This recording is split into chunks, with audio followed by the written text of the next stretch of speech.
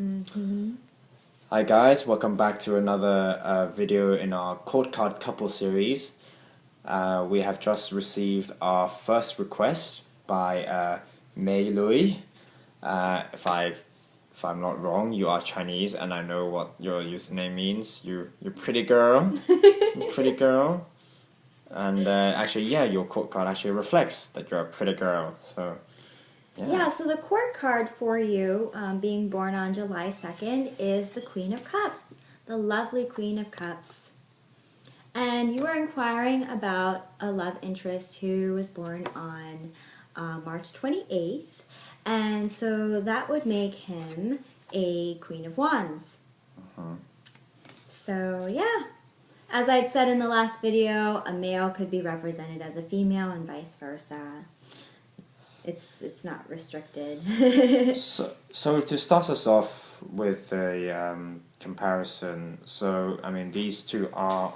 Let's start off with the elements of these two queens. How about that? So you yourself are cups. You are a watery person, and your potential partner is fire. So we already see here that there is some sort of conflict going on.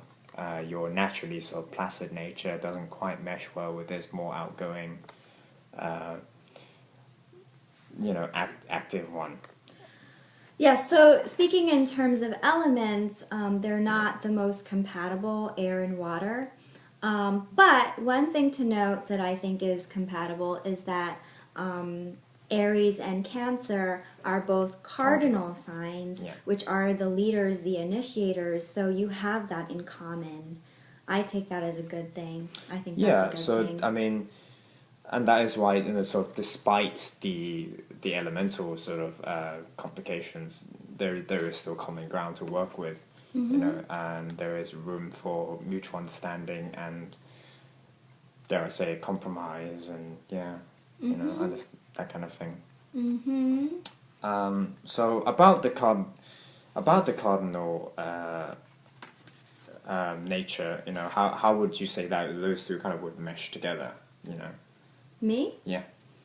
Well, I think that that commonality is a good thing. I think that they can break ground together, and it's not going to be one person slow to shift or change or get off their ass. They're both willing to be bold initiators, like, hey, let's do this, and they'll both spearhead things together, potentially. Yeah, they're both active, they take the initiative, and they're kind of leaders in their own right, although very, very drastically different styles. In their own way, definitely. I mean, I think the Queen of Wands, your male, I presume, love interest. He is probably a lot more outgoing, confident, and extroverted, like more obviously. But then you have this more kind of soft leadership in the sense that you're more about the socializing and gathering people around you type of thing, whilst he tries to be sort of the shining star of the group, being fire, being outstanding and charismatic and that thing. So there's a sort of that dichotomy between sort of charm and charisma going along. I would say that the complication possibly it also depends kind of what traits of each card you to emphasize. Is that because your potential love interest is kind of more extroverted, there is a kind of danger of him being too overpowering, although it depends on how much of your own cardinal energy you also emphasize in relation to his or hers, your partner's. Because especially the Queen of Cups tends to be more, you could say passive, but she draws people by talking about others. She doesn't really talk herself too much. She's like, oh, I don't know, you're so nice, you're so great, that kind of thing, and people sort of love the Queen of Cups for doing that. So it's a very, very different style, and again, there is a danger of sort of being in the Queen of Wands' shadow because she is in the forefront so much, you know. Well, the way that I see that is, elementally speaking, fire is active and water is more passive. But I think that the cardinal quality shows that the Queen of Cups, being cardinal water, has a bit of her own kind of boldness, different from the Queen of Wands. But she's definitely got her own kind of boldness potentially and leadership qualities. So they're both strong people in their own way. So I think it really depends specifically like what kind of Queen of Cups you are. And how you two would mesh together. That's my 2 cents on that. Well, speaking astrologically, your partner is an Aries and you yourself are a Cancer.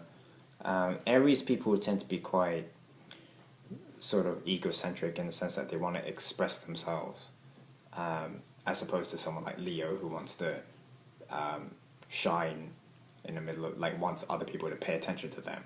Aries don't necessarily care whether people pay attention, they just want to do their own thing. Whilst with Cancer, being the more kind of motherly nature of motherly personality of the zodiac, she's a lot more nurturing and you can say even home orientated. So there can be this divide of one person wanted to sort of go out all the time and do things, the other one just wants that kind of security, even though the Queen of Cups or Cancer people, they have that leadership quality. It's done in a very passive way, so there's that kind of internal paradox to that. I do want to make a note. So the Queen of Cups can be a sociable gal, don't get us wrong, but she is essentially she's introverted, and the Queen of Wands is extroverted. And being an introverted person myself, I think I can definitely explain what it actually means to be introverted. It doesn't mean that you're not sociable. The Queen of Cups can certainly be sociable, but she needs to spend a certain amount of time at home to recharge her batteries and be alone. Whereas extroverted people, they thrive on the company of others. They energize themselves that way. So that may be one difference between you two. So it's not that you're not both sociable, but you may be, you being more introverted than a Queen of Wands may be one thing that's a bit of a compatibility issue. And actually, I would actually argue that the Queen of Cups is probably one of the most sociable personalities in the zodiac. Having said that, even though she is introverted, like Elizabeth has said, there's another power shock, but there's also the fact that I think she can be. She can be, or she can isolate herself. It really depends whether you're in your shadow side of yourself or not, or it really depends. I think about it now. There's an actual possibility that even the Queen of Cups can overshadow the Queen of Wands, because the Queen of Wands, being fire, can. Some people don't like. Some extroverted people can be arrogant or come across as arrogant, and people may or may not like that person, even though they shine a lot. Whilst the Queen of the more quiet Queen of Cups person might be a lot more popular. So actually there can be the danger of her overshadowing the Queen of Wands. Funnily enough. So again, it's who comes out on top, so to speak, or if they can be an equal relation. It really depends on the individuals. But we're just explaining the possibilities just in the cards themselves. Is there anything you want to add about that? About that? No. But I do have some other thoughts to share, and I'm pulling up notes on my phone. They may not be organized, so bear with me. But I would say in the pros, I think that there's definitely potential for you two. The pros are that you both share some sensitivity. Maybe, though, the Queen of Cups is more sensitive than the Queen of Wands. But definitely you two share that sort of emotional, intuitive personality. Just to add, I mean, the Queen of Wands is still a queen. She's still, even though she has masculine traits, she's still a woman. So she has, as you said, the feminine, the emotional sensitivity. Well, you know why I mentioned that? Because what I'm thinking of particularly, besides the fact that yes, she's a feminine card, and she's a feminine card, which was what I wanted to say. Besides that, she's also specifically the last 10 degrees of Pisces and the first 20 degrees of Aries.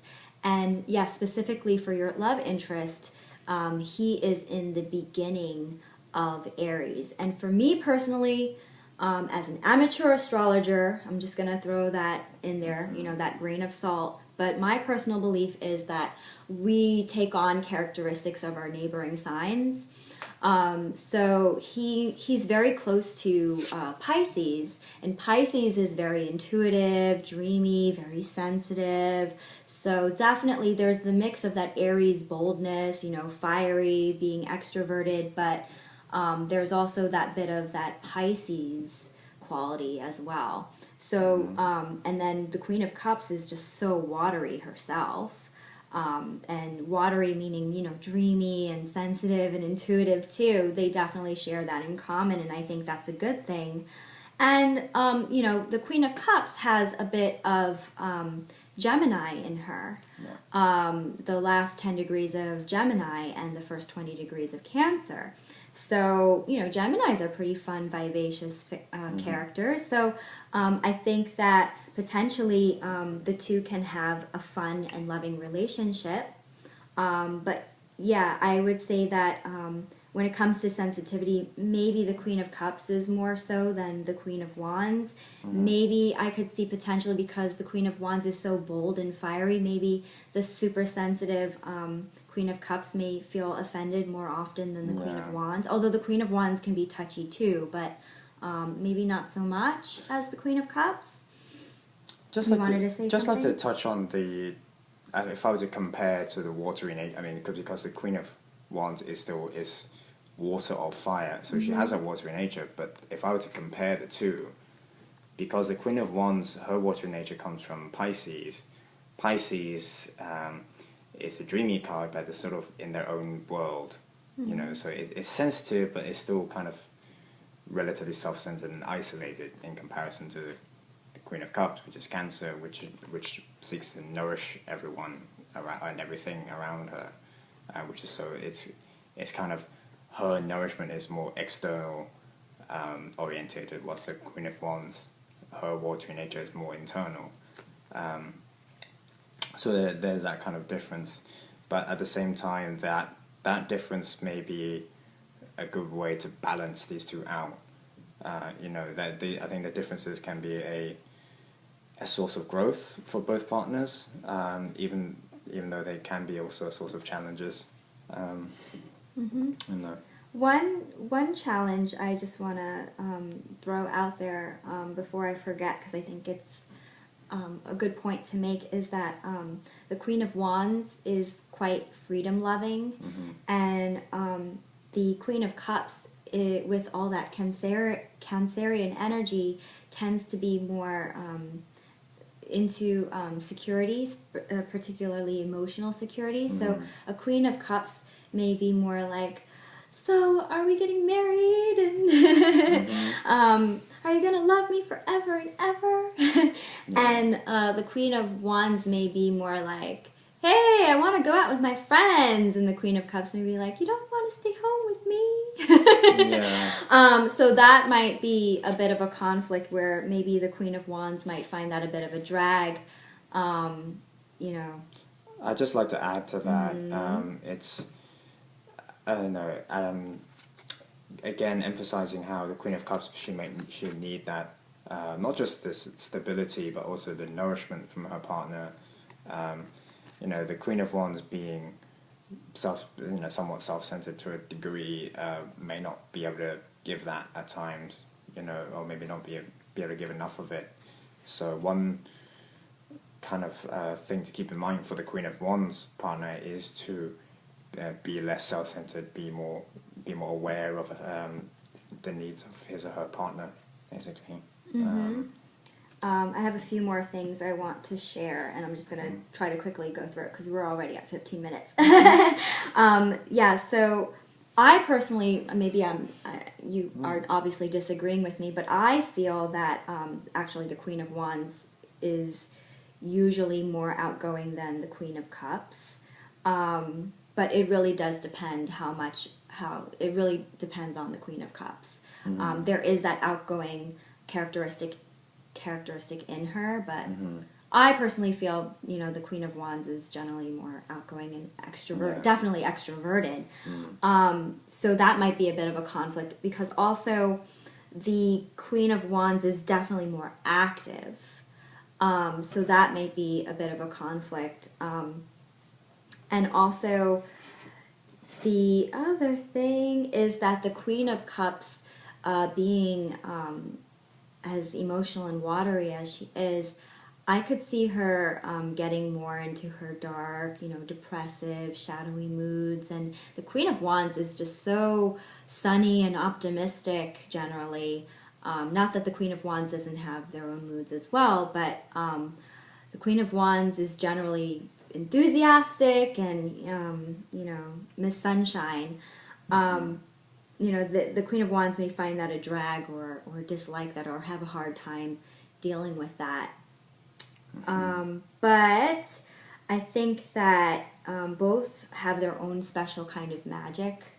The Queen of Wands is definitely witchy and magical in her way, and then the Queen of Cups also has her own, watery, kind of mermaidy kind of magic as well. So I think the two could potentially have some lovely stuff together. There's definitely attraction, for the Queen of Wands being, she probably will be being fire, she probably is the type that likes a challenge. Compared to the Queen of Cups, she is because she's introverted, she's kind of more mysterious, which gives that kind of, allure for Wands type people. So yeah, lots of potential. Also beware of the challenges that we outlined. So, but again, disclaimer here: this is just sun sign astrology / tarot. So. Yeah, that's it's for fun. not the be all and end all, definitely. So. Yeah, it's never the be all end all. Yeah. So.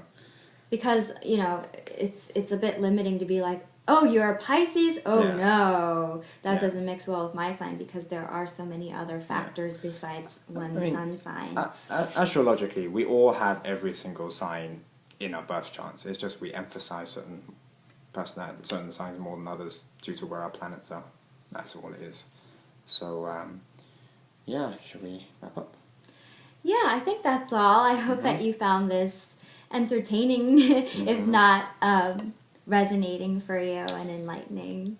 Oh, it was definitely fun for us to do. And I hope if you also want to have your compatibility read by us, feel free to comment in the box down below. Just leave ideally your birth date, but if you want to leave your astrological sign, you could do that as well. So okay, thank you very much, guys, and we'll see you next time. Thanks, bye.